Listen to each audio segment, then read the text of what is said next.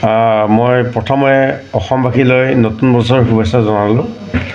সকলোৰে ভালে ভালে যাওক আৰু মোৰো ভাল হোৱাটো যাতে কামনা কৰে অসমবাসীয়ে। ২ নম্বৰ কথা হ'ল কি যে মই চান্দুবি মেলাত আমাৰ প্ৰতি বছৰে ইয়াত আৰম্ভ হয়, গতিকে মই আজি ফাৰ্ষ্ট ডে মানে আজি ১ তাৰিখ, গতিকে মই ইয়াত আহিছোঁ আৰু মই ইয়াত আইবিত আছোঁ। খুব ধুনীয়া এনজয় কৰি আছোঁ, ভাল লাগিছে। এটা ঘৰুৱা পৰিৱেশত দেখা পাইছোঁ, মানে গোটেইবোৰ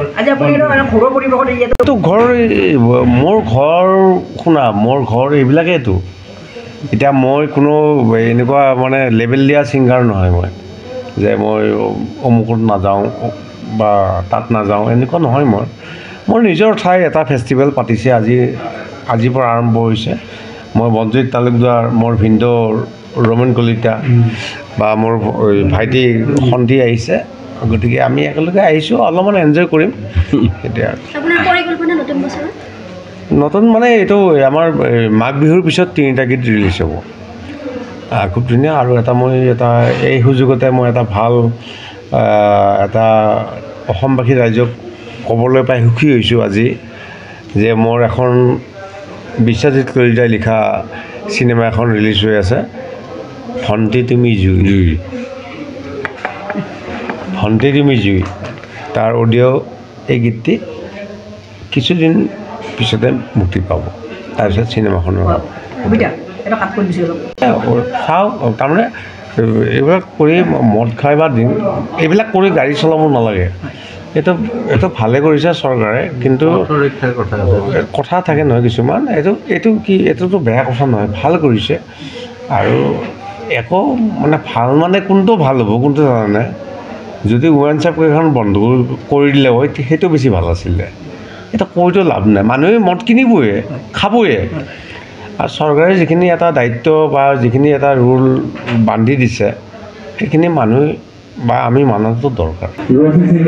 আপোনালোকে সকলোৱে জ্ঞাত যে আজি আমাৰ 1 জানুৱাৰী দিনাৰ পৰা আমাৰ চান্দুবি হ্ৰদৰ পাৰত চান্দুবি উৎসৱ আয়োজন কৰা হয়।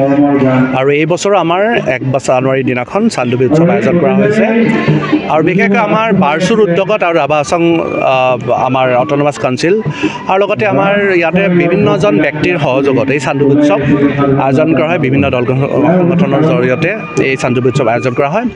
এই চান্দুবি হ্ৰদটো আমাৰ কাৰণে গৌৰৱৰ স্থল, অকল পলাশবাৰী সমষ্টিয়ে নহয়, অসমৰ কাৰণে গৌৰৱৰ স্থল, ভাৰতবৰ্ষৰ কাৰণে গৌৰৱস্থল। কিয় কাৰণত চান্দুবি হ্ৰদটো ভূমিকম্পৰ ফলত হোৱা এটা হ্ৰদ, যিটো নেকি পৃথিৱীত পাবলৈ বিৰল। ভূমিকম্পৰ ফলত হোৱা হ্ৰদ আৰু প্ৰাকৃতিকভাৱে ধুনীয়া সৌন্দৰ্যৰে ভৰপূৰ আমাৰ চান্দুবি হ্ৰদ। আৰু এই হ্ৰদৰ পাৰতে আমাৰ চান্দুবি ফেষ্টিভেল আয়োজন কৰা হয়। আৰু এই চান্দুবি ফেষ্টিভেলৰ এটাই লক্ষ্য উদ্দেশ্য, যাতে আমাৰ স্থানীয় যিবিলাক কৃষ্টি আছে, সংস্কৃতি আছে, সেইবোৰ প্ৰদৰ্শন কৰা। যিটো আমাৰ খাদ্য সম্ভাৰ, যি আমাৰ পোচাক, যি আমাৰ গান যি আছে, সেই গোটেইখিনি ইয়াতে থলুৱা সেইখিনি প্ৰদৰ্শন কৰা হয়, থলুৱা সংস্কৃতি প্ৰদৰ্শন কৰা হয়। লগতে অসমৰ বিভিন্ন জাতি জনগোষ্ঠীৰো লোক সংস্কৃতি, লগতে খাদ্য পোচাক, এইবোৰ সকলোবোৰ আমাৰ এই চান্দুবি উৎসৱৰ জৰিয়তে প্ৰদৰ্শন কৰা হয়। আৰু চান্দুবিত সকলোখিনি প্ৰাকৃতিকভাৱে তৈয়াৰ কৰা হয়।